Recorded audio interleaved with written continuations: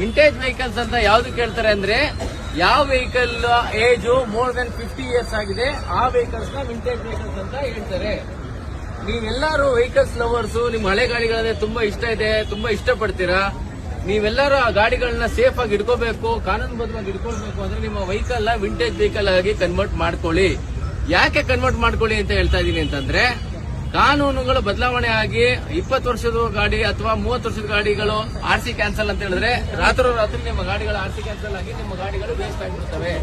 ಅದಾಗಬಾರ್ದು ಅಂದ್ರೆ ಯಾವ್ಯಾವ ಗಾಡಿಗಳು 50 ವರ್ಷ ಆಗಿದೆ, ನೀವೆಲ್ಲರೂ 50 ವರ್ಷ ಆಗಿರೋ ಗಾಡಿಗಳನ್ನ ವಿಂಟೇಜ್ ವೆಹಿಕಲ್ಸ್ ಅಂತ ಮಾಡ್ಕೊಳ್ಳಿ.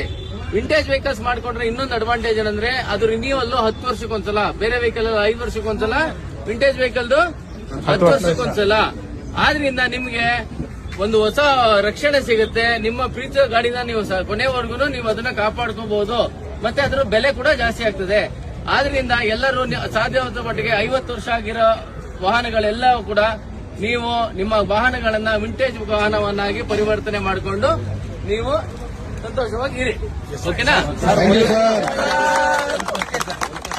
ಎಲ್ಲರಿಗೂ ಕ್ಲಾರಿಟಿಗಾಗಿ ಇವಾಗ 50 ವರ್ಷ ಹಳೆ ಗಾಡಿಗೆ 50 ವರ್ಷ ಹಳೆ ಗಾಡಿಗೆ ನೀವು 10 ವರ್ಷ FC ಕೊಡ್ತೀರಾ ಅಂತ ಹೇಳ್ತಿದ್ರ, ಹಳೆ ನಂಬರ್ ನ ರಿಟರ್ನ್ ಮಾಡ್ಕೊಬೋದಾ ಇಲ್ಲ ಹೊಸ?